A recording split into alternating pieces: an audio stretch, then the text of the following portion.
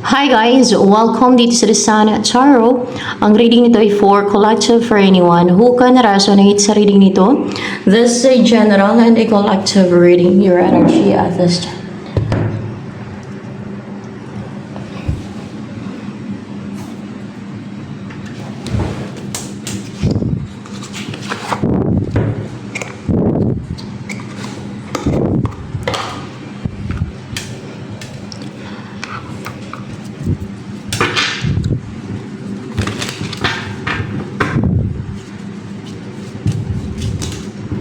Wake me up, take me down, wake me up and make me happy.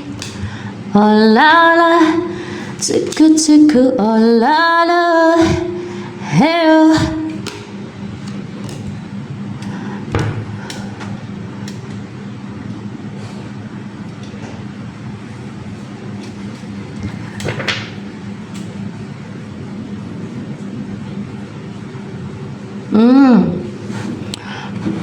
Ikaw to na parang nagkakaroon ka ng insecurities. It's because there is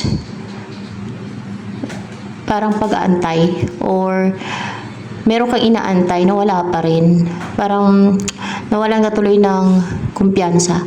Nawalan ka tuloy ng positivity or yung tiwala na mangyayari yun, na darating pa yung inaantay mo kasi maring matagal ka nang nag-antay dahil sa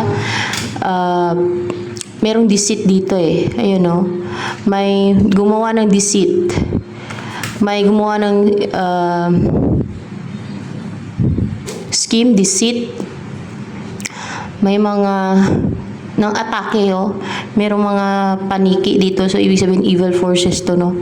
Ayun no, na humadlang sa inyo ng person mo, kung person mo man no, yung inaantay mo na mag-take na action na wala pa rin dahil merong mga nagsilabasan na evil forces para hadlangan kayo. Yan.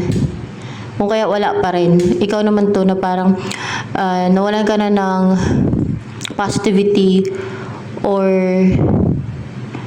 maybe nawalan ka na ng gana, or else kung hindi man nawalan ng gana ay parang tingin mo parang hindi na mangyari yan. Alam mo yun, parang naging ano ka, naging undriven na, or parang hindi mo na din pinapangarap o hindi mo na goal na mangyari pa yon kasi siguro nagkaroon ka na din ng insecurities and parang hindi ka na ganun ka-positive kasi maaring matagal na yung pag-aantay mo na mag-take na action yung person mo sa'yo, o matagal na yung pag-aantay mo na dumating yung inantay mo.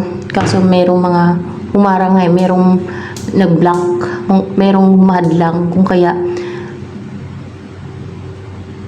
tumagal, no? Kung kaya hindi pa dumating yung inantay mo. Pero ikaw to na wala na yung poison sa buhay mo, may aso sa death card, wala na yung lason sa buhay mo. Parang nagra-rush ka pati dito eh. Parang gusto mong mangyari na, ganun. Kasi merong King of Wands in reverse dito. Para bang gusto mong madaliin, gusto mong ngayon na agad. No? Kahit hindi pa hinog kung sa prutas, alanganin pa. Ganon. Gusto mong mangyari na. O gusto mong dumating na, inantay mo. O kung person mo man yan na mag-take na siya ng action sa'yo. O ipurso ka na niya. O magsama na kayo. Mga ganun ba no? O kung inaantay mo yung destiny mo ay mag-umpisa na. Yung destiny mo, kung ano yung nakadestin sa'yo. Yung ganun. Death and in reverse. O nawala na tong ahas o poison. Yun bibigay ng sakit, problema sa'yo, yung nagpahirap sa'yo, lason sa buhay mo. Wala na yung na-misty sa'yo. Oh. You are anong klase ng tao? Ano kang klase ng tao?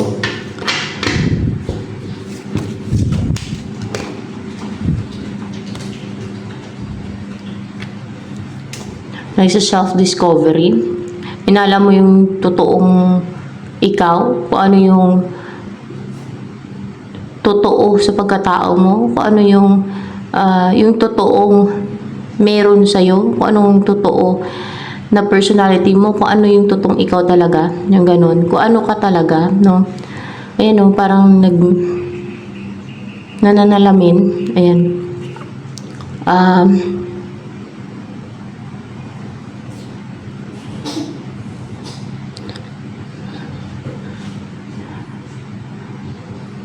And habang inaalam mo yung mga o tinitingnan mo yung sarili mo, kung ano ka talaga, no? Parang nananalamin ka eh.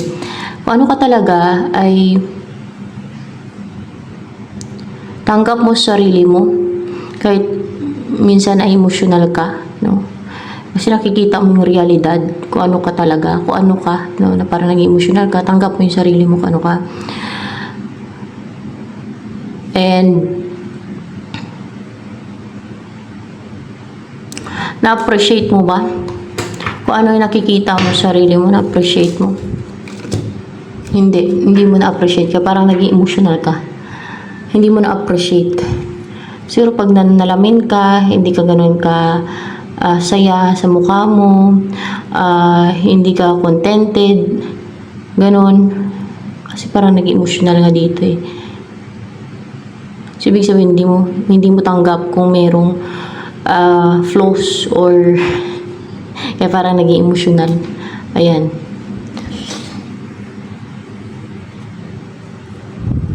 Pero tanggap mo ba? Hindi. Hindi mo tanggap. Lalo kung sakali na may nagbago sa mukha mo or kung tingin mo sa sarili mo, sa mukha mo, hindi ka ganun ka-attractive, parang hindi mo tanggap. Yung iba, pagka hindi sila contented sa mukha nila, ang ginagawa nila para maging happy sila, nagpaparitoke. Ganun yung ginagawa ng iba. Para masaya sila. Para maging happy sila.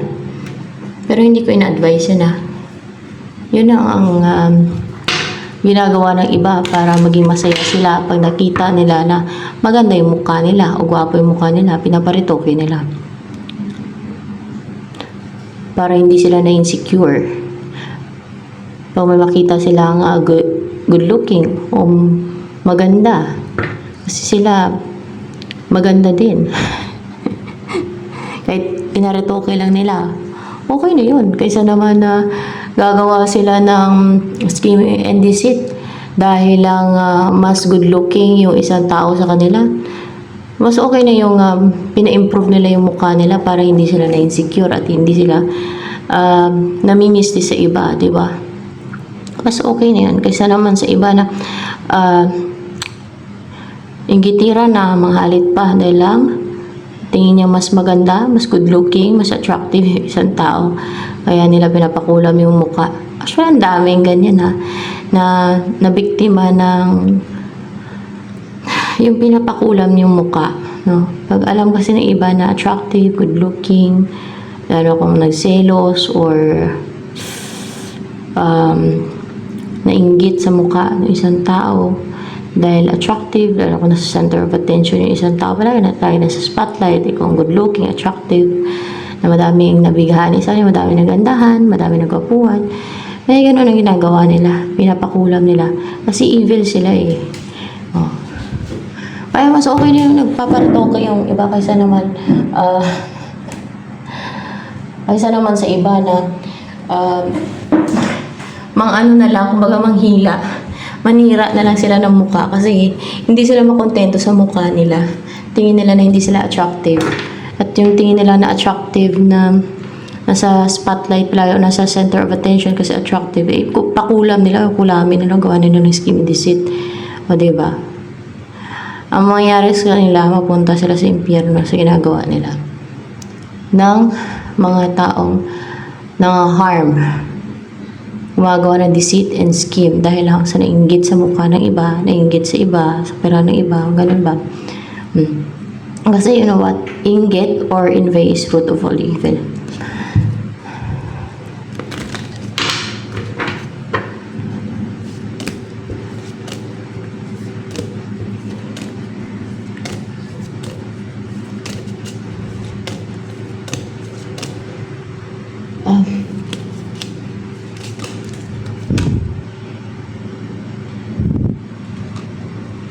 Right ba to? Yung Seven of Cups.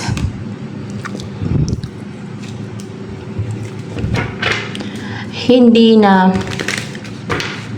nagka-clouded yung isipan mo, hindi ka na nalilito, hindi ka na naguguluhan, wala na nandi-distract sa isipan mo. Saan galing yan, yung mga distractions na yan? Na nagpalito o nagpa-clouded ng isipan mo, nandi-distract sa isipan mo, saan galing yan? Sa mga tao din. Sa mga tao. Na parang naghahangad sila ng hustisya. Kasi justice, no? Hindi. Na hahatulan sila. Hatulan na. May justice. Hindi. Mga tao na pinaparusahan ka. Hindi. Kasi clarified by justice card. O dahil ikaw to na justified ka. O kaya pinapa-clouded nila. Hindi ikaw yan.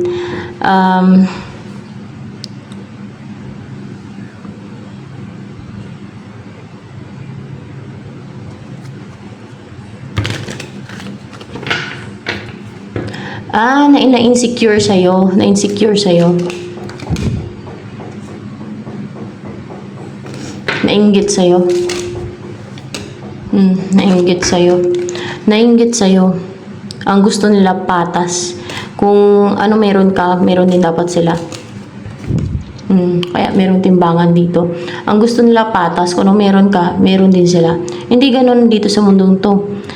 Hindi pare-pareho. Kasi, kung merong mission yung isang tao, kunwari kung merong binigay ang God dyan sa kanya, gagamitin niya sa mission niya, sa kanya lang yun, no? Binigay ng God. Hindi pare-pareho kasi yung mission na yun, nagampanan niya, sa kanya lang yun ang mission. Hindi naman gagawin ng lahat yun, yung mission na yun. Sa kanyang mission lang yun. Yung iba na may mission, iba din naman yung mission nila. Meron naman na pare-pareho mission siguro, pero meron talaga na iba-iba ang mission o iba yung kanyang mission. Hindi ganun yun. Ang mangyayari sa mga to, na nagpapaklouded sa isipan mo, anong mangyayari sa na may impyerno? Hindi. Mapunta sa abyss? Mapunta sa abyss. Sa abyss sila mapupunta. Dahil, hindi makatwiran yung ano nila eh. Yung rason nila kung bakit ka nila ginagawa ng skill and deceit, kung bakit kanila pinapaklouded yung isipan mo. O dinidistract ka nila. Kaya sa abyss sila mapupunta yung mga taong yan. Dahil ibig sabihin, sukdulan yung kasamaan ng mga taong yan. Kaya sa abyss sila mapupunta. Baka hindi lang yan ang ginagawa nila. Baka mga gumagawa to ng witchcraft, no? O kaya, nadidistract nila yung isipan mo. Ano may ginagawa nila, pati sa'yo. Baka hindi lang yan. Ang gusto nila patas kung anong meron ka ba? Hindi ganun yun. Ano yun? Yung lahat ng tao, ang gusto nila pare-parehong muka. Pare-pareho yung personality. Ano yun? Robot. Robot.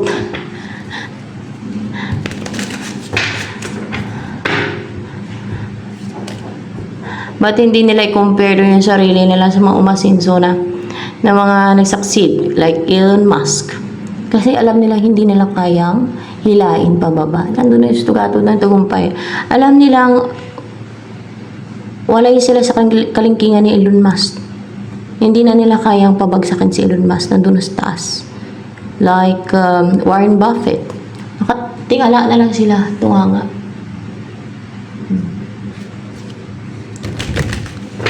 Kahit makita nga si Elon Musk in personal, hindi nila makita eh.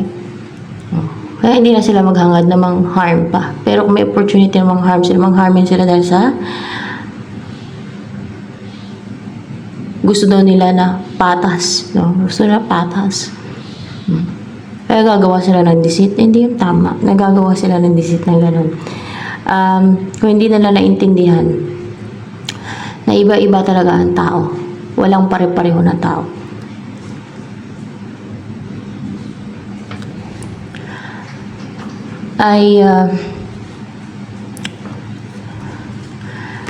palawakan nila yung pag-iisip nila. Masyadong narrow-minded yung pag-uutak ng mga taong yan. Tingnan nyo, sa abyss nila ilalagay. Kasi gumagawa sila ng scheme and deceit or pati siguro witchcraft. Sukdulan nyo kasama ng mga taong yan. Kaya sa abyss sila ilalagay. Kahit yung mga demonyo at yung mga fallen angels na sukdulan na yung kasama na ginawa dito sa mundo to, doon sa abyss ilalagay.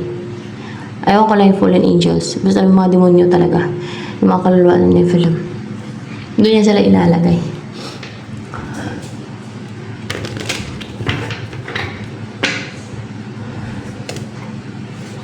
Ano yung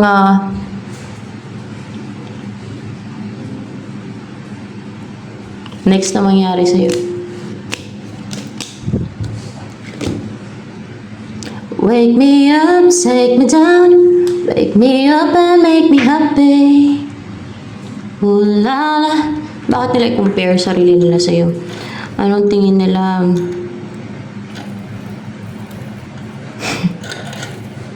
May karapatan sila na maganon-ganon? Na kailangan pare-pareho kayo? Ano yan? Gagawin kayong robot? Kailangan pare-pareho? Android, robot? Yan ang gusto nila. Buti nga hinayaan agad na mabuhay sila dito sa mundong to eh.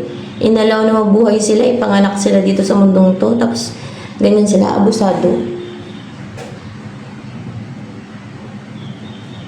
Masyado silang abusado.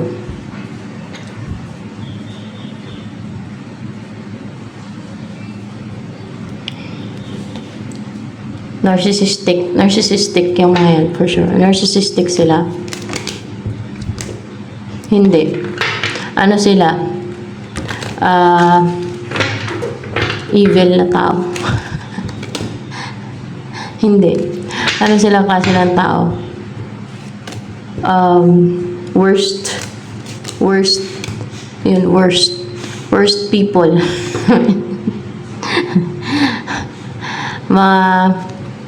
Ano sila, mga sakim, mga sakim pati, mga sakim. Kaya gusto nila, mayroon din sila kung anong mayroon ka. Sakim. O kaya ay, kung hindi sila magkaroon ng kung anong mayroon ka, agawin nila sa'yo kasi sakim nga sila eh. Gusto nila angkinin kung anong mayroon ka. Mapasa kanila na lang. Tama ba yun? Makatwiran ba yun? Hindi talaga makatwiran yun.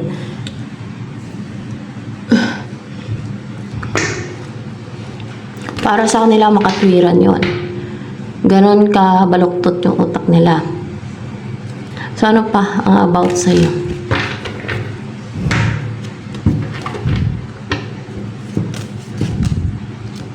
Wake me up, take me down, wake me up and make me happy. Oh la la, tsuku tsuku, oh la la. Nagre-rejuvenate ka ngayon.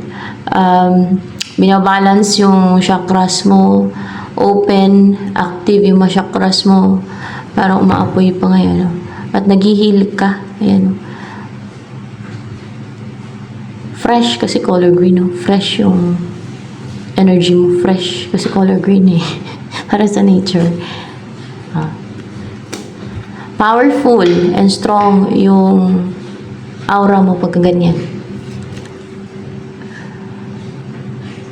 Ano pa? Ang personality mo. Youth. Nare-ready ka guys. So, nare-ready ka for a new path. Kasi parang path yan. May natapos ka na kasi. Hindi. For this, ito na-ready ka na para dyan. Hindi path yan. Yes, for this. Na meron kang i-destroy. Kasi clarify by this. Yes, na meron kang i-destroy. Na ano pati, yung magkakaroon ka ng tree of life. Pamilya, bubuo ka ng pamilya. Wala ka pang pamilya, no? Sariling pamilya. na bubuo ka ng pamilya na meron na napaka-passionate nyo, napaka-active nyo ng family mo, napaka-powerful nyo, napaka-strong, ganon.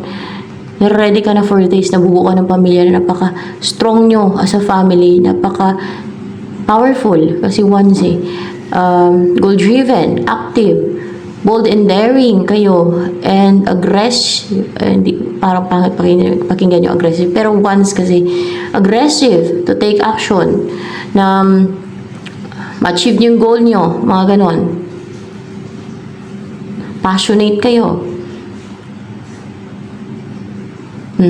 Yan, na-ready ka na for this. And yung magkaroon ka ng offspring for sure, parang from this into this, no? Para magkaroon ka ng offspring. Talagang magparami ka ng lahi. Ganun, magparami ka ng lahi. Oo, magparami ka ng lahi. Ganun. Magparami ka ng lahi. Ayan.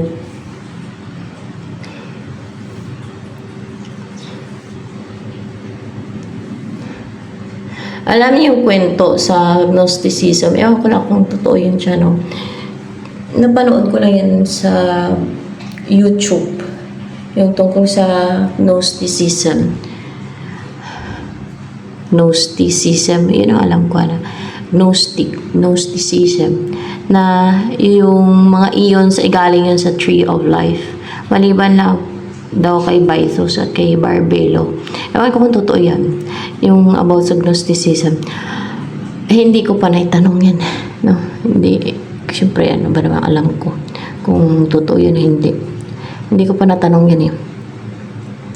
Yung tungkol dyan, kung totoo ba yan, no? About sa mga, yung pag-aaral sa Gnosticism, o yung tungkol sa libro ng Gnosticism na dyan daw nanggaling sa Tree of Life, yung mga eons like Sophia, yan, maliban lang kay Barbelo. Kasi si Barbelo ata ang nag-ano niyan, nag-create ng Tree of Life o basta yun ang alam ko eh. Parang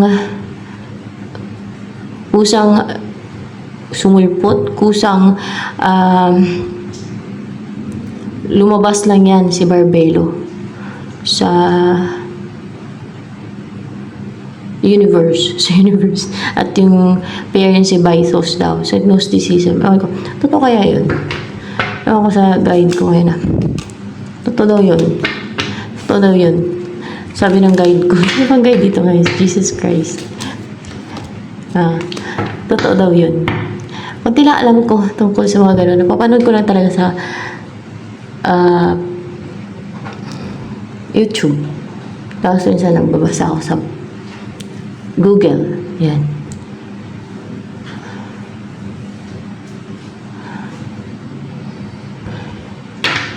And ano pa ang tungkol sa iyo?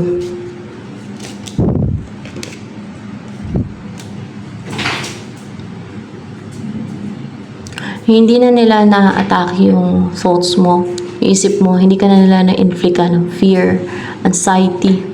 Recover ka na sa anxiety. Or kung nagka-phobia ka o naka-experience ka ng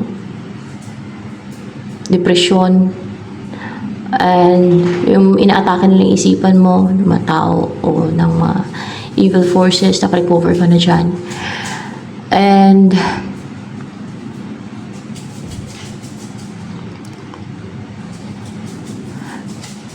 ano pa?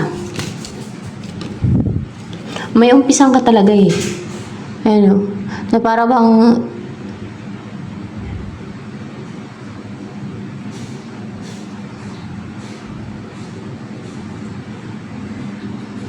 ano yun, madami matutuwa sa'yo. So, umpisan mo.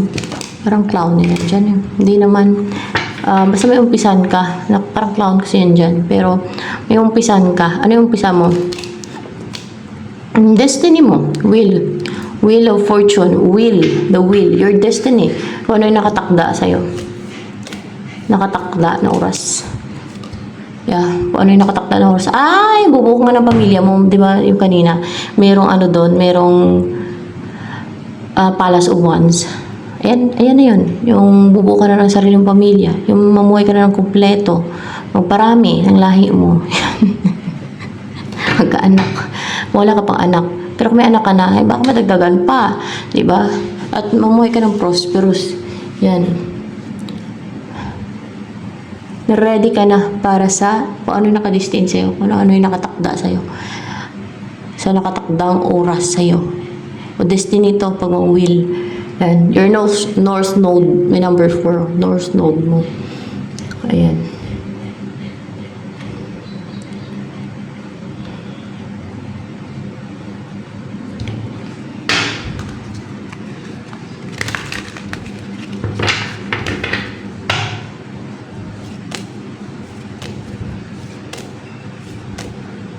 Ano yung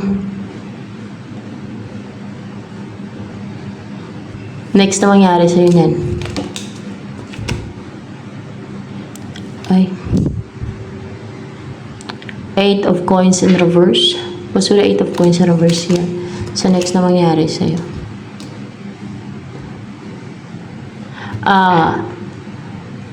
Yung kumbaga tuloy-tuloy niya pinahina ka eh. Na naging weak ka, na parang naging Queen of Cups yung energy mo na soft, feminine, mahina, emotional, sensitive, yung ganun ba? Madaling umiyak. Hindi na siya magtuloy-tuloy pa. Mahinto na yun, no? Na maging mahina ka. Mahinto na yun yung pagiging mahina mo, yung pagiging weak mo, yung pagiging sensitive mo, yung pagiging emotional mo. Yan, hinto na yan. Hindi na yan magtuloy-tuloy pa. Yung ginagawa nila yan sa'yo. Or hindi na magtuloy-tuloy pa na maging mahina ka. So, ano pa? Ang next na mangyari sa'yo. Temperance. Mag-heal ka. There's balance. There's healing. Mag-heal ka. And upright ba tong 6 of coins? Upright siya.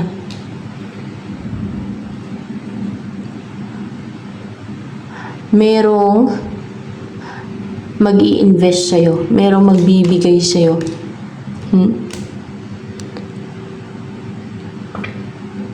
8 of Cups. Merong tutulong sa'yo na makaakyat na sa ladder of success. Baka ladder of success, hindi. Na makaakyat na. Natataas na yung status mo. Natataas na yung status mo. May tutulong sa'yo, may mag-invest, o may tutulong sa'yo para tataas na yung status mo. Kung nakita nyo, paakyat yung tao na to. Dito sa parang hagdan, no? Paakyat na yung tao na to. Kumbaga, para tumaas yung status mo na. Para tumaas na yung estado mo sa buhay. Ayan. Ayan.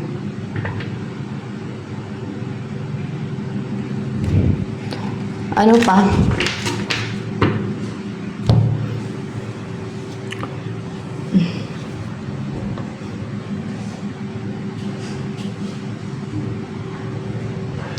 Wake me up, take me down, wake me up and make me happy.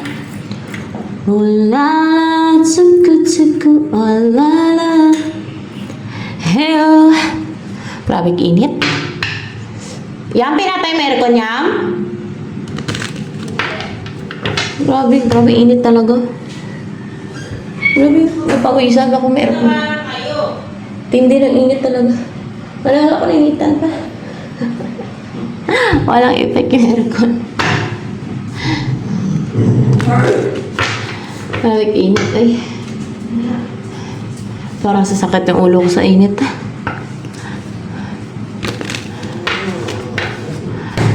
Nagsampay pa daw kanina. Nainitan ako doon sa taas. Grabe tilit yung init. Sino yung tutulong sa'yo para tumaas na yung status mo? King of Swords. Someone na strong mentally. logical, intellectual, nakagantong mukha. Tanda. Lang. Pero matalino to. Baka boss. Boss. Pwede din boss to eh. Kung maganto, magaling mag-manage to. Magaling sa negosyo din to. Utak yan. Talino yan. Kasi parang cold. Unemotional siya. Ganyan ang King of Swords. So, may pagka-strict. Pero yun ang tutulong doon sa'yo para may taas na yung status mo. Ano yung energy naman ng person na, di ba may naka-destined na bubuo ka na ng pamilya mo. Magparami ka. Sino maging partner mo? Para magparami ka ng lahi mo. Si Magician. High Priestess. Upright ba itong Magician? Ay, parang palang. Upright ba yung Magician eh? One more. In reverse. In reverse siya, guys. Ay! Magician in reverse and High Priestess in reverse. Gumagawa ba ito ng spiritual dati? Hindi. Ibig sabihin, ano to eh? Ginagawa ng spiritual lately, dati, in the past, or lately. Ngayon, hindi na. Hindi na siya nagagawa ng spiritual. Hindi na siya na mamanipula. Yung mga manifestation na ginagawa sa kanya, na iba na isipin niya yung ganito, ganyan, o mga ganun ba, kung ano yung gusto na paisip sa person na to, ay hindi na na magmamanifest. Ganon. Hindi nagmamanifest eh. Hindi na niya naiisip. Hindi na niya naiisip yung gusto nilang isipin ng person mo na to. Hindi na naiisip ng person mo. Kaya nga parang wala na silang power, wala na silang control, wala na silang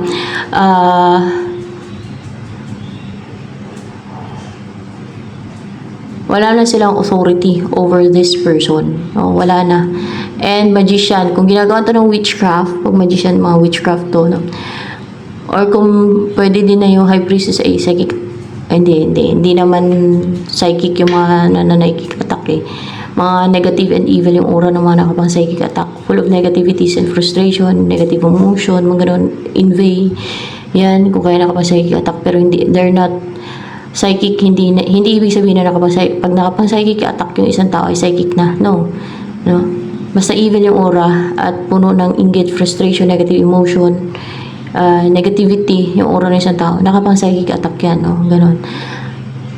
Magpuno ng galit pati, inggit, yan, mga mixed emotion, mga toxic, negative, evil, yan. At hindi na to nagagawa ng witchcraft. Hindi na siya mamanipula yung isip niya. Hindi na tumatalab yung witchcraft sa kanya, sa Magician dyan. Upright ba to? Pa 50-50. Hindi na tumatalab sa kanya. Hindi na tumutusok sa kanya. Hindi na tumatalab sa kanya yung witchcraft na ginagawa sa kanya. Hindi na din siya nagpapastagnan. Yan.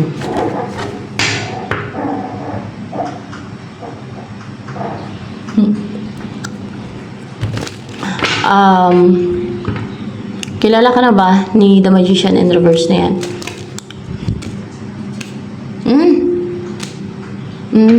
Faith. Ito yung pagkakilala niya sa'yo. Siya ba to? Si King of Swords? Siya ba yan? Yung Magician na yan in reverse? Siya pala yan eh. Siya yan. Kilala ka niya bilang may faith. May faith ka. Yan ang pagkakilala niya sa'yo. May faith ka. May faith ka. And ito, Queen of Swords na may self-love ka, may self-worth, naglalagay ng healthy boundary, you're intellectual, logical, pareho kayong dalawa. Ayan. May pagka-strict din, cold and emotional. Bagay kayong dalawa. Perfect pair. Ayan.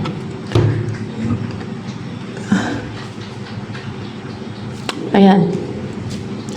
Ano yung feeling sa'yo? The King of Swords na yan. Kay Shaman yan.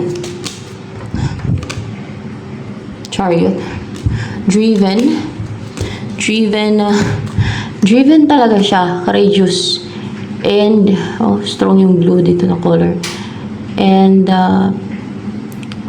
buo yung loob niya. Determined na i-offer sa'yo to. And positive siya, na-inspire siya na. Inspired na i-offer sa'yo yung a huge offer. Yung magsama na kayo. At bubukan pamilya, kaya magsama kayo. O ang mag-purchase ka ng house and lot muna.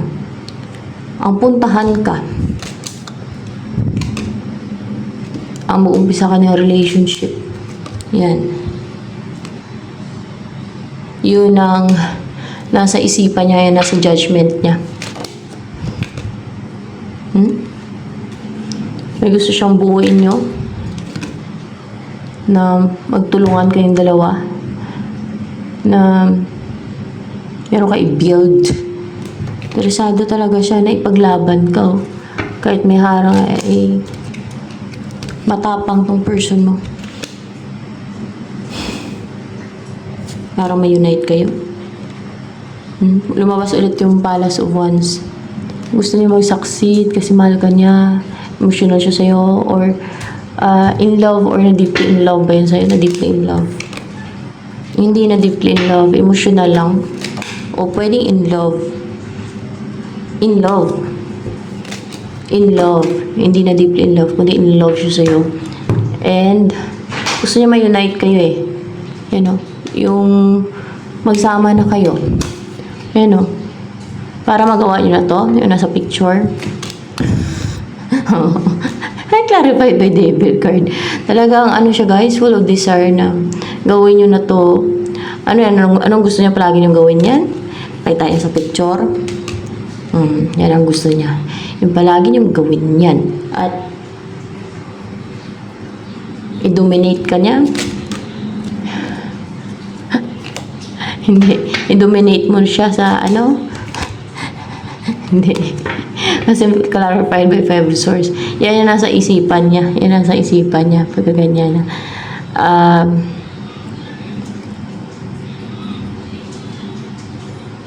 Kung kinakailangan niya ipaglaban o kung mayroong mahadlang ay yan ang nagbibigay ng inspirasyon sa kanya.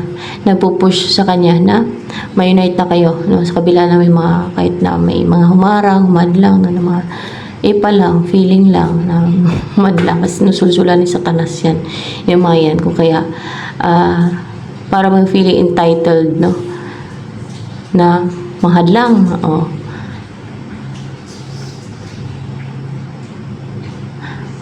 na habang buhay pa, habang nandito pa sa mundo, ay astig. Akala nila ay entitled sila na mahadlang, mangharang, no?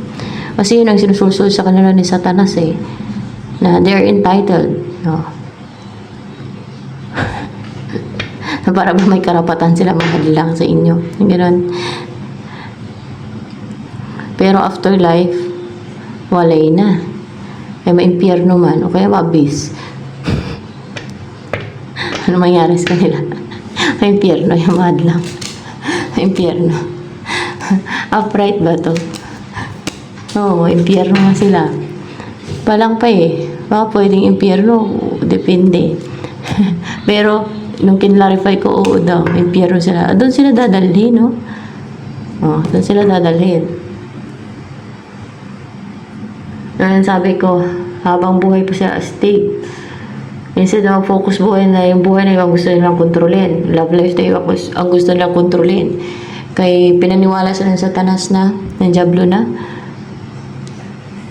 may authority sila, no, na gawin yan, na they're powerful, they're entitled to do that.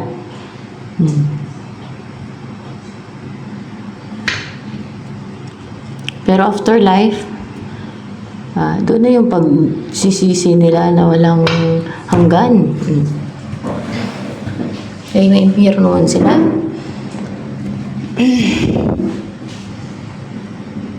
Wala sigurong magawa sa buhay yung mga yan. Instead na mag-focus sa buhay nila, sa growth nila, sa ikaganda ng buhay nila, ikaw ang gusto nilang pakialaman kayo ng person mo. Si person mo naman, ayan o, at obsessed na obsessed sa'yo. Extreme yung desire niya sa'yo. Extreme yung desire niya na mangyari na to. Na ma-unite na kayo.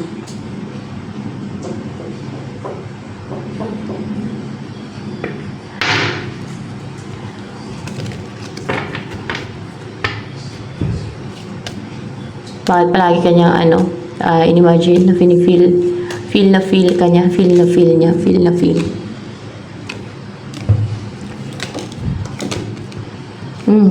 Feel na feel kanya. Feel na feel niya na bumabaon ang umon. Umon, alam niyo umon. Pag natusok yung paa niyo, yung may umon. Natusok yung umon. Kunwari, natinik yung paa niyo, no? May tinik ng kawayan, no? Yung naging umon yun. Pag natusok yung paa niyo ng tinik ng kawayan, naging umon yun. Masakit talaga yun. Kasi may natusok dito eh. O diba, clarify 26. Feel na feel niya daw. Bastos na. Yung reading. Ay, reading. Hindi yan bastos. Basta, wag lang masyadong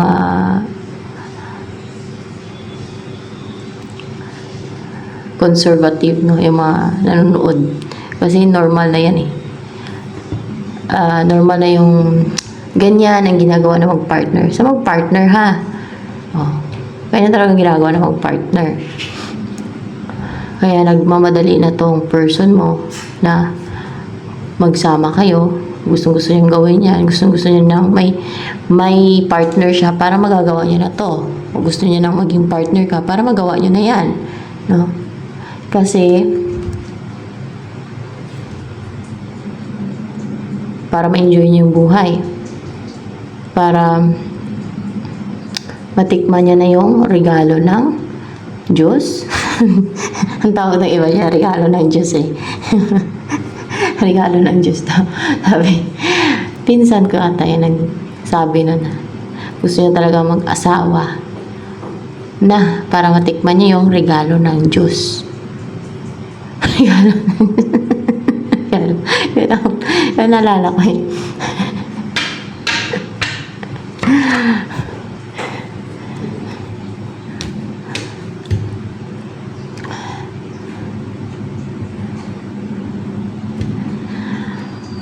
Ay, ako. Normal lang yan sa mag-partner. Wag lang sa iba-iba. Baka sakit, abutin mo. Wala sa partner mo. Diba?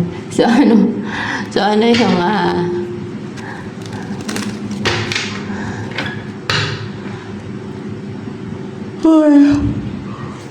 mayari sa'yo? Ako may mag-improve sa'yo. Body and mind na maging powerful yung chakra mo. Yung aura mo na connected yung isip at damdamin mo, yung katawan at isipan mo, na wala ng blockage, no? Sa sinesent ng emotion mo, wala ng blockage sa chakras mo, wala ng blockage sa aura mo. Yan ang next na mayari sa'yo. So, ito na lamang guys for collective reading.